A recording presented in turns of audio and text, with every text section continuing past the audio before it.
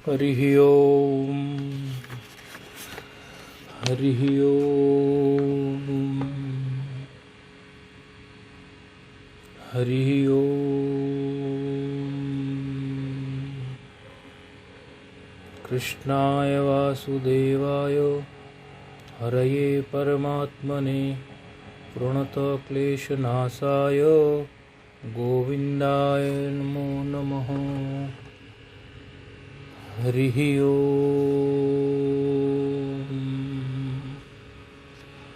हरिः ओम्।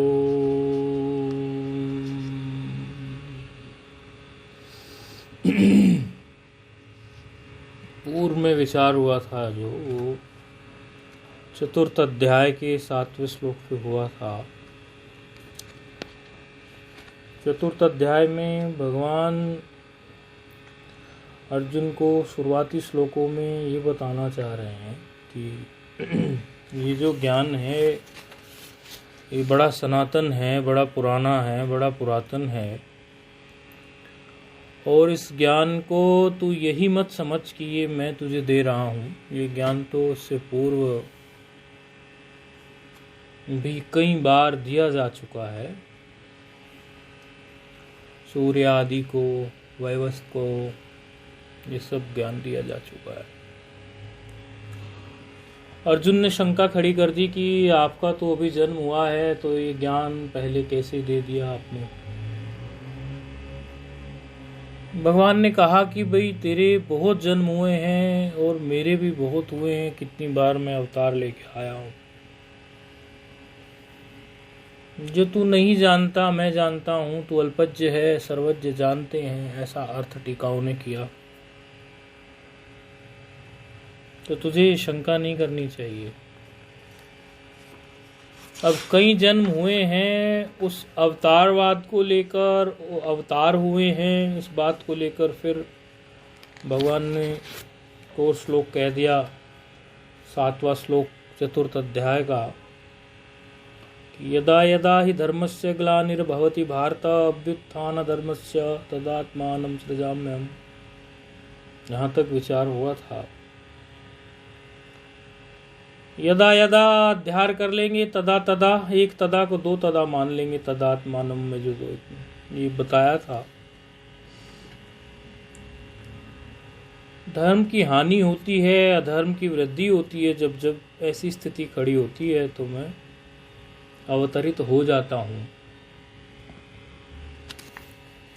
उसी के क्रम में भगवान अगला श्लोक कह रहे हैं, परित्राणाय साधूनां विनाशाय च दुष्कृतां धर्म संस्थापनार्थाय संभवामि युगे युगे। परित्राणाय साधूनां विनाशाय च दुष्कृतां धर्म संस्थापनार्थाय संभवामि युगे युगे। चतुर्थी है, परि उपसर्ग से त्राणाय ऐसा है, उपसर्ग 22 है।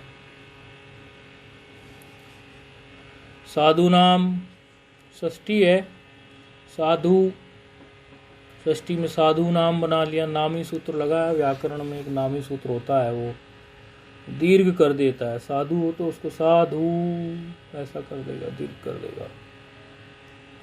विनाशाय च दुष्कृताम,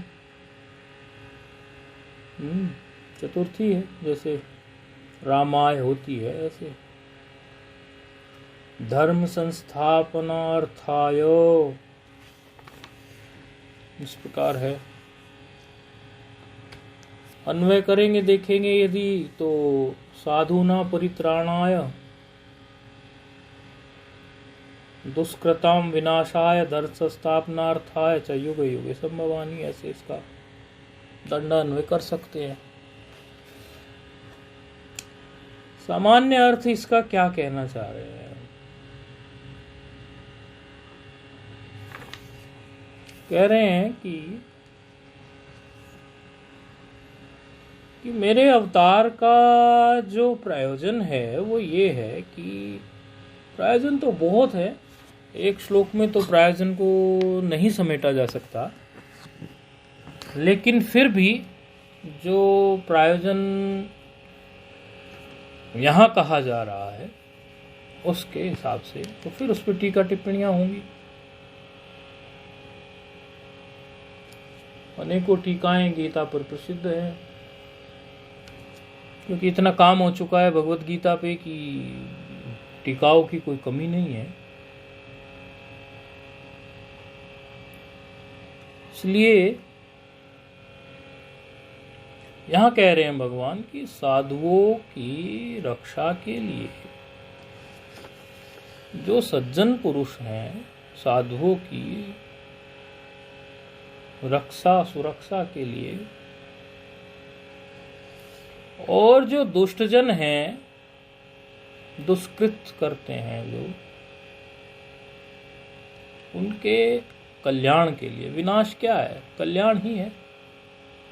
और धर्म की स्थापना के लिए, सम्यक स्थापना, संस्थापन माना सम्यक स्थापन, सम उपसर्ग भी पढ़ाई गया है, सम्यक के लिए सम उपसर्ग, सम्यक स्थापना, ठीक प्रकार से स्थापन करने के लिए। संभवामि युगे युगे, आता रहता हूं, अवतार लेता रहता हूं, साधु पुरुषों की रक्षा करने के लिए और कुमार्गियों को ठिकाने लगाने के लिए।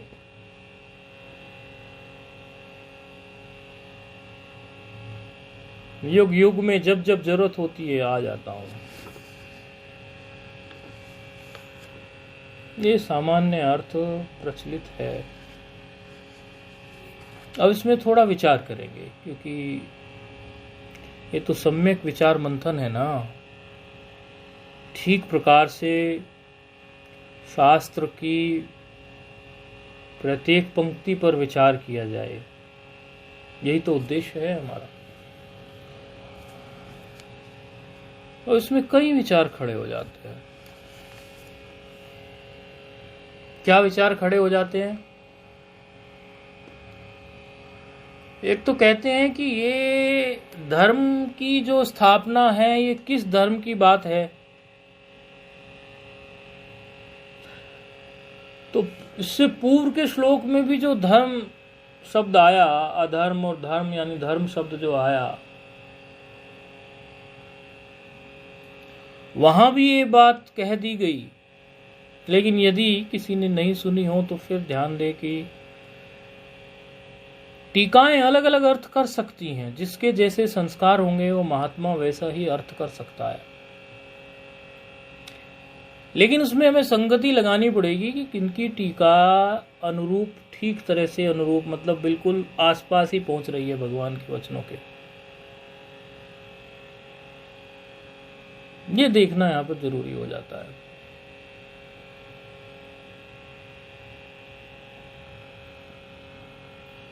तो ये धर्म शब्द का अर्थ कई टीकाओं में जो अलग अलग किया गया,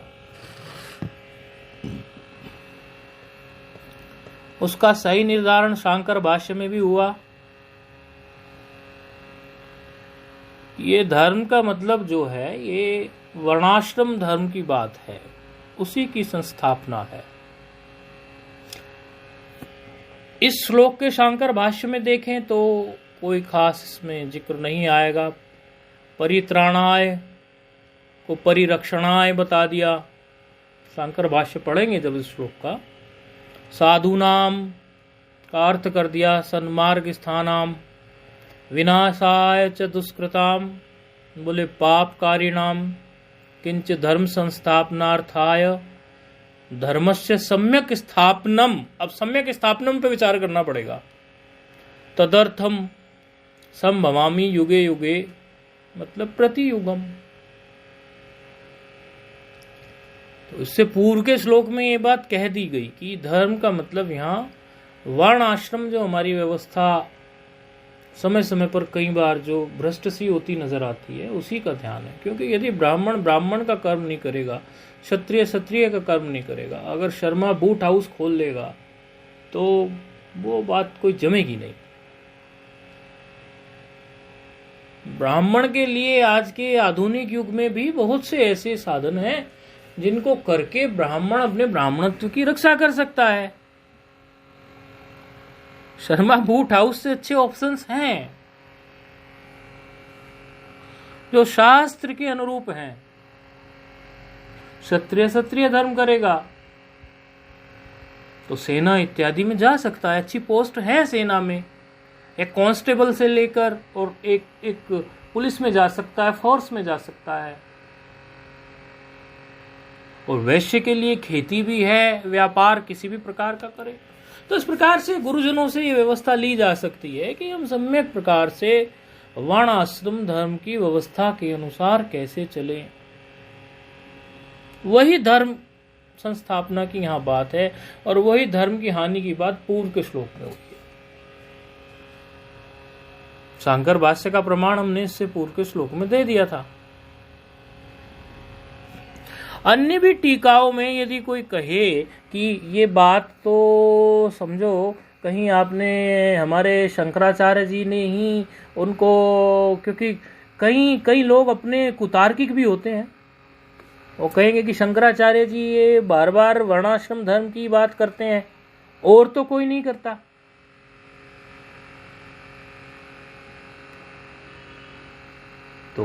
तो इस प्रकार के लिए फिर आप अन्य टीकाओं का अध्ययन करेंगे तो अन्य टीकाओं में भी आपको जब ठीक से आप देखेंगे तो ये बात पता चलेगी कि धर्म का मतलब है वैदिक मार्ग पर चलना। वैदिक मार्ग से ही जीवन को जीना, वह धर्म की बात यहां आ रही है। दूसरे अन्य किसी धर्म की बात नहीं आ रही। धर्म का तो बहुत सारे अर्थ हो सकते हैं, लेकिन यहां धर्म का जो अर्थ करना है वो वही करना है। अभी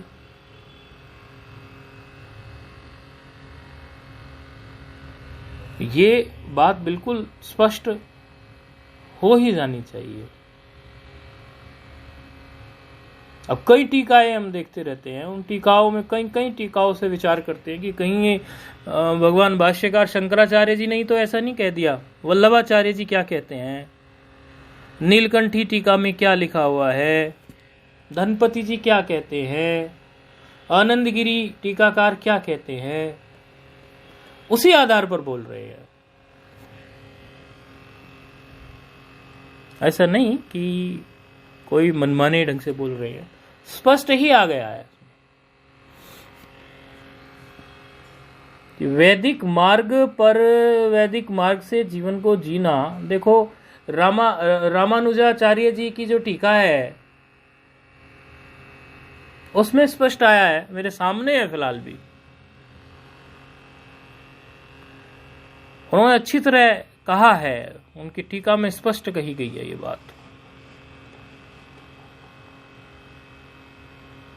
तेषां परित्राणाय तद विपरीतानां विनाशाय च क्षीणस्य वैदिक धर्मस्य।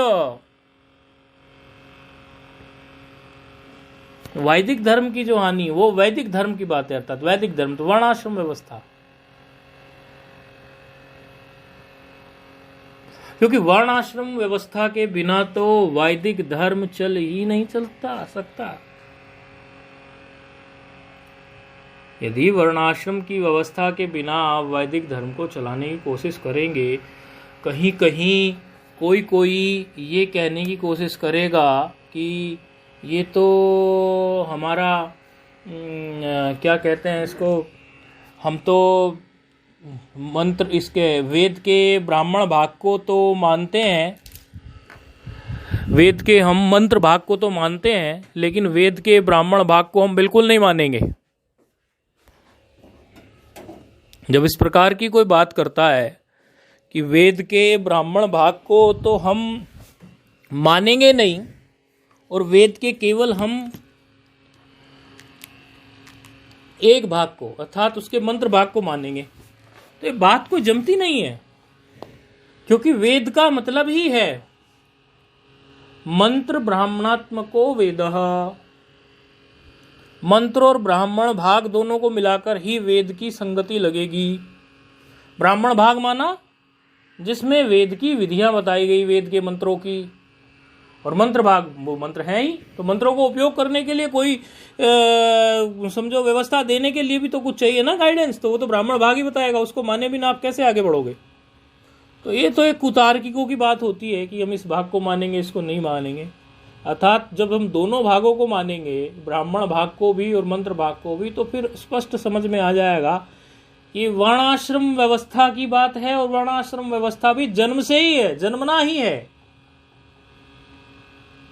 कई लोग कहेंगे कि ये तो जो बाद में कोई आदमी यदि कृषि का काम करने लगा तो उसको हम क्षत्रिय कह दें, उसको हम वैश्य कह देंगे, कोई आदमी रक्षा में शामिल हो गया तो उसको हम क्षत्रिय कह देंगे। ऐसे नहीं होता। जन्म से जो ब्राह्मण शरीर में ब्राह्मण माता ब्राह्मण पिता से आया है तभी वो ब्राह्मण है। ऐसे कोई नहीं है, ब्राह्मणोचित वृत्ति हो सकती है उसकी, ब्राह्मणवत ऐसे ऐसे सूत्र कहीं आते हैं, उसमें हम अतिदेश सूत्र कितने व्याकरण में हम लोगों ने पढ़े हुए हैं। अतिदेश सूत्र का काम क्या होता है? एक की जगह दूसरे की बात कह देता अतिदेश सूत्र। अतिदेश सूत्र का लक्षण ही ऐसा है।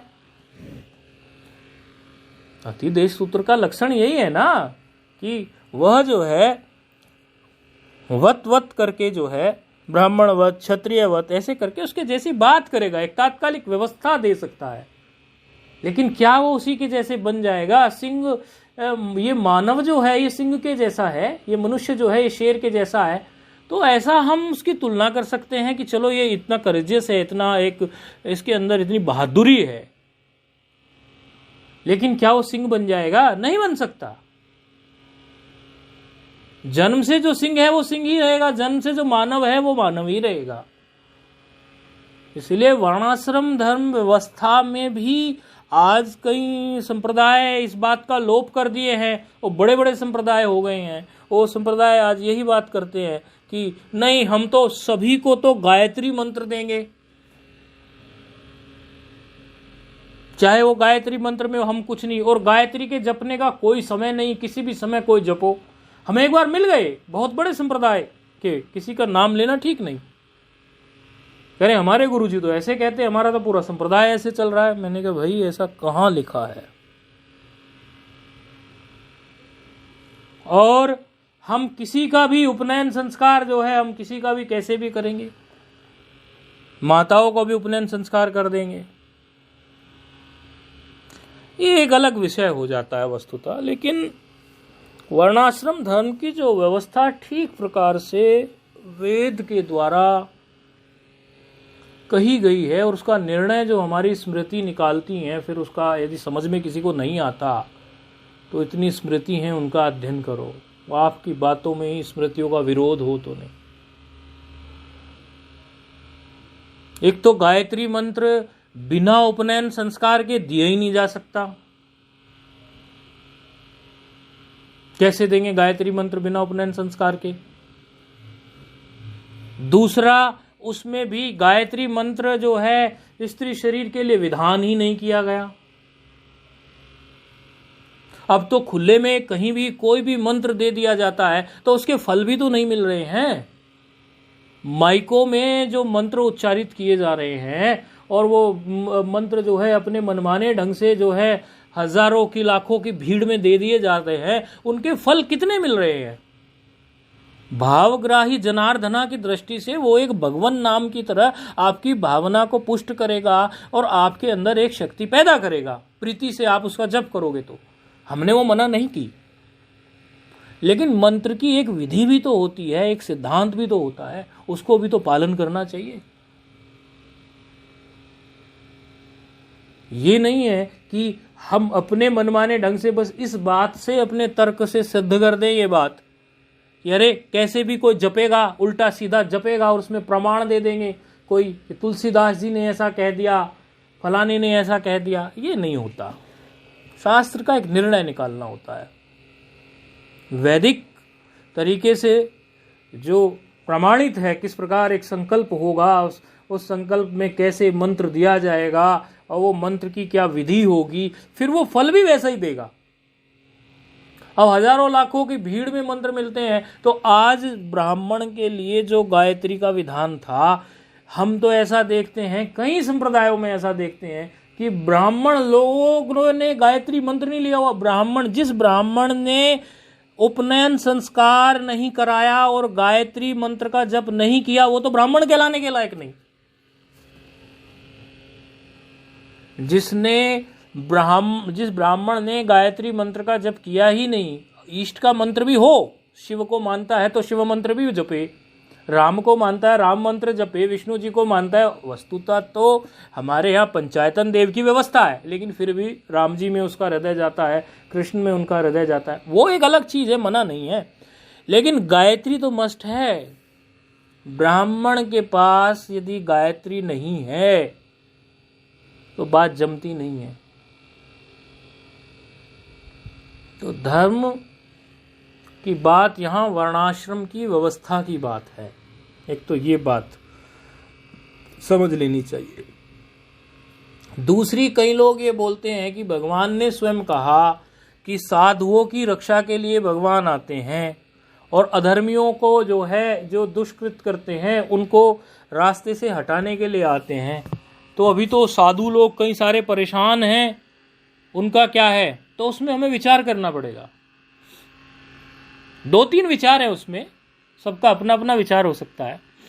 एक तो विचार ये होगा कि जो भी परेशान है इस पृथ्वी पर, वो साधुता की उस कोटि पे होगा ही नहीं जिस कोटि की भगवान ने बात की है।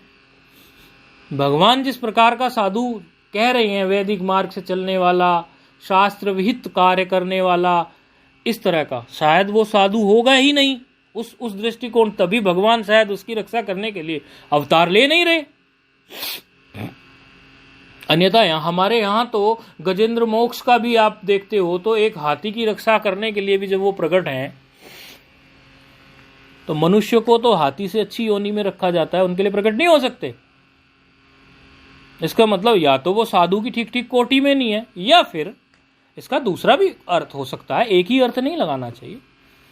या फिर ऐसा हो सकता है कि ये बाह्य चीजें तो उपाधि मात्र हैं, किसी का धन चला गया, कुछ चला गया, शरीर को कष्ट हो गया, कोई महात्मा किसी कष्ट में है, इसके शरीर को कष्ट है, कुछ है, तो ये बाह्य चीज महात्मा भी कुछ देखता नहीं है, समझता नहीं है।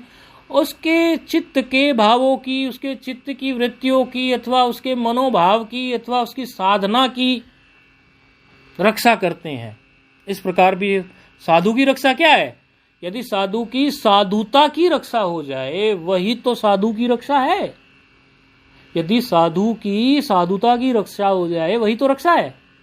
और साधुता क्या है? साधुता किसी को दिखेगी थोड़ी, वो तो अंदर रहती है, वो तो खोपड़ी में फिट है। साधुता तो बाह्य वेश से थोड़ी ना आप साधुता का अंदाजा लगाएंगे। किसी के बाह्य वेश से आप किसी की साधुता का अंदाजा नहीं लगा सकते। तो उस दृष्टिकोण से भी कह सकते हैं कि भाई साधु को की साधुता कहीं नष्ट हो रही होगी, कहीं भक्तों में उलझकर, कहीं ज्यादा लोगों में उलझकर, कहीं इतने चेले बन गए, इतनी चेली बन गई, इतने भगत बन गए, लाखों करोड़ों की संख्या चली गई, अब तो हजारों सैकड़ों आश्रम बन गए। तो उसमें मेरे एक भजनानंदी की, मेरे एक साधक की साधना नष्ट हो रही है, तो उसकी रक्षा के लिए मैं अवतार ले रहा हूं। फिर उस अवतार में भी कई प्रकार के अवतार है, नित्य अवतार, नैमित्य अवतार। तो अवतार का मतलब कोई बाहर से 3.5 हाथ का शरीर ही दिखे वही अवतार नहीं है। भगवान ने तो चलो इसमें अवतार एक अपने सगुण विग्रह की बिल्कुल बात कर दी, लेकिन यदि इस पे और थोड़ा विचार लंबा कर दिया जाए तो केवल वही अवतार नहीं है, बुद्धि के रूप में भी तो अवतार लेते रहते हैं भगवान, हमारी बुद्धि को प्रेरित करने के लिए। उनको तो, उसके लिए तो भगवान को कोई समय का वो ही नहीं है, झट से बुद्धि के रूप में ले लेते हैं। ऐसी व्यवस्थाएं खड़ी कर देते हैं हमारे इर्द गिर्द। वो अवतार नहीं है क्या भगवान का? हमारे आसपास ऐसी व्यवस्थाएं खड़ी कर देते हैं कि हम चीजों को छोड़ना नहीं चाहें तो छुड़ा देते हैं। तो हमारी साधुता की रक्षा हुई तो हमारे साधु की ही रक्षा हो गई ना। इस प्रकार भी विचार किया जा सकता है। यदि कोई ये समझे कि साधु दुखी है, अरे उस पर तो वो तो फलानी परिस्थिति में फंस गया है, वो तो वहां उसके, तो ये देखिए इतने चेले चेली से छुड़ा दिया भगवान ने।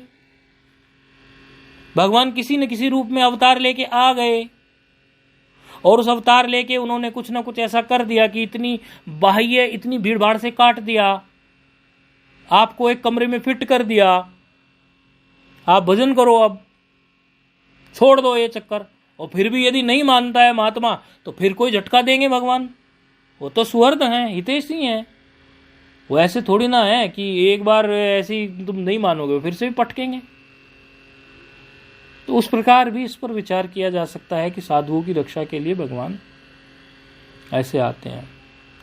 और कई कथाएं तो प्रचलित हैं तुलसीदास जी आदि की, वो भी दिखने में आती हैं। कई संतों की कथाएं भी आती हैं कि कोई उनको परेशान करने आया तो कभी बंदर के रूप में भगवान आ गए, कभी किसी रूप में आ गए भगवान। कितनी कथाएं ये हैं। तो इस बात को झुठलाया नहीं जा सकता कि भगवान रक्षा करने के लिए अवतार नहीं लेते। अवतार को देख पाना, अवतार को समझ पाना, अर्जुन भी पूरा कहाँ समझ रहा है भगवान को। वो तो आगे धीरे धीरे धीरे धीरे क्रम बढ़ेगा तो भगवान तो समझाते जाएंगे, अर्जुन समझने लगेगा। तो दो तीन तरह के विचार इसमें, क्योंकि जो बातें अन्य जगह से आपने कहीं कहीं जगह से सुनी हुई होती है वो तो सुनी हुई है, हम सोचते हैं कोई नया विचार प्रकट किया जाए। तो साधु की रक्षा और धर्म की स्थापना और दुष्टों का नाश और समय समय पर आ जाना, यही सार है इसका, इस श्लोक का। चौथे अध्याय के 8वें श्लोक का परित्राणाय साधु नाम, साधुओं की रक्षा हो गई। विनाशाय च दुष्कृताम, जो दुष्कृत करने वाले दुष्ट लोग हैं उनका नाश कर दिया।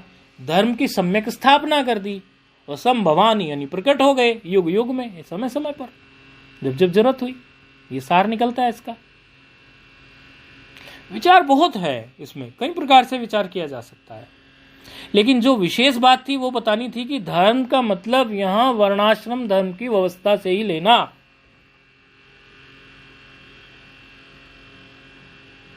ब्राह्मण की गायत्री जो है कामधेनु कही जाती है। और यदि किसी ब्राह्मण ने आज तक गायत्री मंत्र जपा ही नहीं, यदि गायत्री मंत्र को विधिवत प्राप्त नहीं किया और उसको जपा ही नहीं, तो ब्राह्मणत्व तो उसका फिर कहाँ टिकेगा, फिर उसका ब्राह्मणत्व नहीं टिकेगा। और वर्णाश्रम धर्म का पालन किया ही नहीं, ये सभी पर लागू है, खाली ब्राह्मण पे नहीं। गायत्री मंत्र तो चलो ब्राह्मण के लिए बता दिया मैंने विशेष, बाकी के 2 वर्ण भी जपते हैं ना गायत्री मंत्र, चौथे को नहीं जपवाते। 3 तो जपते ही हैं, 4 वर्णों में पहले 3 तो जपते ही हैं, चौथे को नहीं जपवाते गायत्री मंत्र, उनके लिए सेवा का विधान है। तो ये व्यवस्था जो हमारी है ये अपने से नहीं बनी हुई है, वेद ही प्रमाण है इसमें। और वेद आदि केवल आपको वो बात बताने के लिए नहीं है जो बातें आपको लोक व्यवहार की हैं। लोक व्यवहार की बातें तो कोई भी बता देगा। वेद आपको वो बात बताएगा जो आप किसी भी प्रमाण से, किसी भी लौकिक युक्ति से नहीं जान सकते। वेद आपको वो बात कहेगा। अब स्वर्ग है, इसको कैसे सिद्ध करोगे? केवल वेद सिद्ध कर सकता है, और वहीं विश्वास करना पड़ेगा आपको। तो कुमारिल भट्ट ने तो श्लोक घड़ दिया, कितनी बार हमने बताया।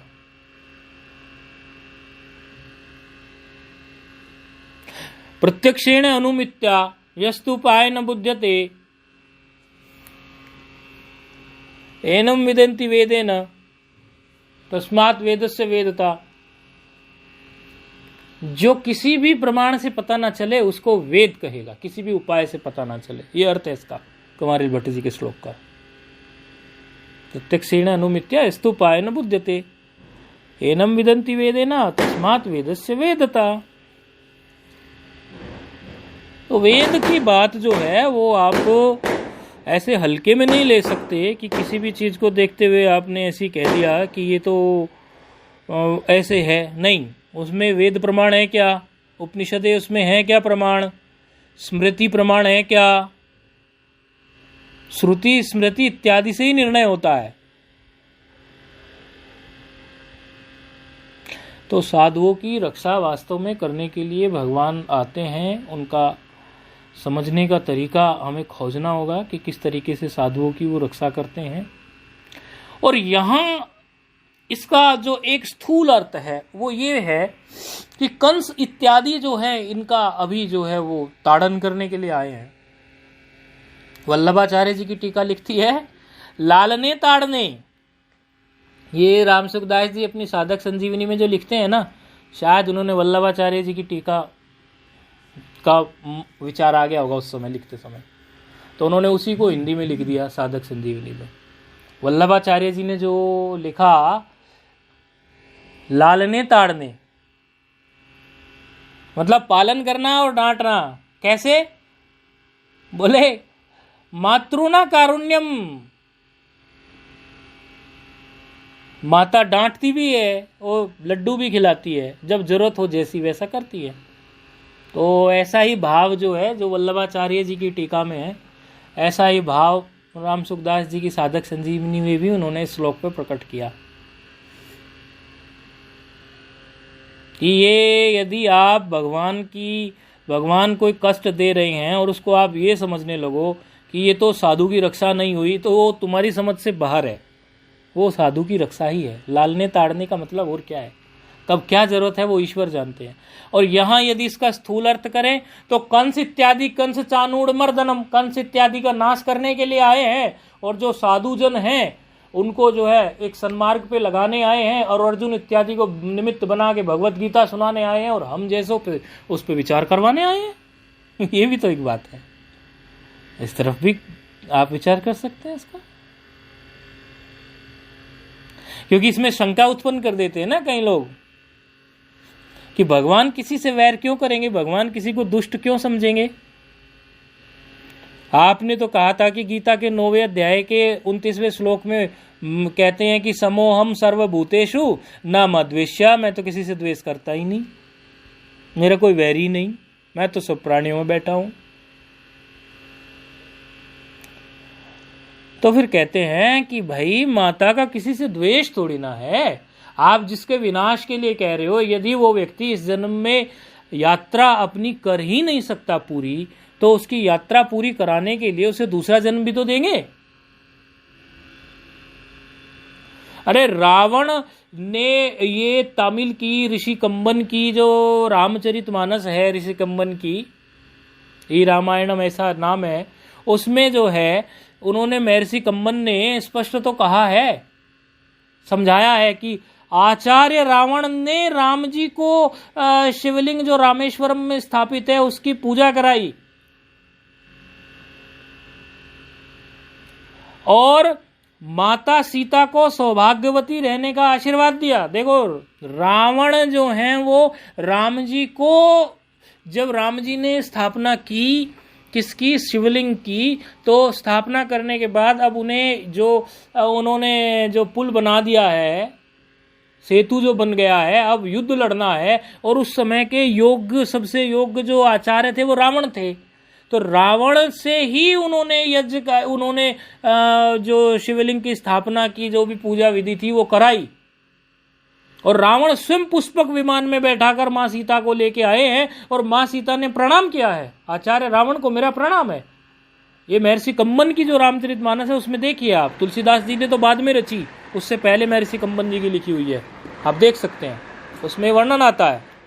रावण ने सौभाग्यवती भव ऐसा बोला है, रावण जानता है तुम्ही से युद्ध होने जा रहा, फिर भी कह रहे सौभाग्यवती भव। और सारे के सारे साधन जो हैं यज्ञ में, जब साधन की कोई जरूरत पड़ी, बोले भाई राम जी आप पूजा करने जा रहे हो, मुझे पता है ये शास्त्र का नियम है कि यदि यजमान के पास सामग्री नहीं हो तो आचार्य जुटाए, तो सामग्री के रूप में बाह्य सामग्री भी हो और अर्धांगिनी भी साथ में होनी चाहिए। तो लंका में थी तो वहां से लेके आए पुष्पक में, और कह के आए कि आप मेरे अधीन हैं, आप पूजा करके फिर से चुपचाप बैठ के चल देना, तो चल देंगे, जब तक पूजा करेंगे तब तक होगा। और फिर राम जी को भी यज्ञ की जो भी आपका संकल्प है इसमें वो आपका पूरा हो। संकल्प क्या था, रावण का वध था ना संकल्प। तो बोले दक्षिणा क्या रहेगी, दक्षिणा ये है, रावण बोला कि दक्षिणा मेरी ये है, मैंने वो कराया, और तो आप कुछ दोगे नहीं इस समय, एक चीज दे दो कि जब मैं मरूं आप मेरे सामने हो। तो ये सब लीलाओं को हम समझ नहीं पाएंगे भगवान की, कि किससे भगवान ने पूजा करवा ली और किसका वध कर रहे हैं कि ये शरीर में कुछ बात अधूरी रह गई और वो पूरी होगी तो अगले शरीर में होगी, और मेरा कुछ ऐसा ही संकल्प और ऐसा ही पूर्व की जो पौराणिक कथाएं हैं उनमें स्पष्ट आता है मैं पूर्व के जन्मों में क्या था। तो वस्तुतः यदि पूरा समझने की कोशिश करेंगे तो पूरा नहीं समझ में आएगा, खोपड़ी फेल हो जाएगी। लेकिन फिर भी समझने की कोशिश करेंगे तो देखो, भगवान जब अवतार ले रहे हैं तो यदि विनाश कह रहे हो जिसको आप, तो वो विनाश भी विनाश नहीं है, वो तो शब्द का प्रयोग है विनाश खाली, वो कल्याण ही है। एक बार हम वृंदावन में बैठे थे, वृंदावन में बैठ के एक महात्मा दूसरे महात्मा से बोले, अरे बोले कितने दुष्ट लोग थे दुर्योधन आदि। तो दूसरे महात्मा बड़े अच्छे विचारक थे, वो बोले ऐसी मूर्खता फिर मत करना। बोले क्यों? अरे जिनको भगवान के दर्शन हो रहे हैं उस काल में और भगवान के साथ व्यवहार में हैं, उस काल में पैदा हुए हैं और भगवान की प्रेरणा से ही उनका वध हो रहा है अर्जुन के द्वारा या अन्य के द्वारा, वो तुम उन लोगों को साधारण लोग समझते हो? तुमसे हमसे ज्यादा पुण्यशाली लोग थे वो। मैं सुन रहा था चुपचाप, दोनों बुजुर्ग महात्मा 70-75 साल आयु वाले, मैं चुपचाप सुन रहा था पंगत में बैठे बैठे।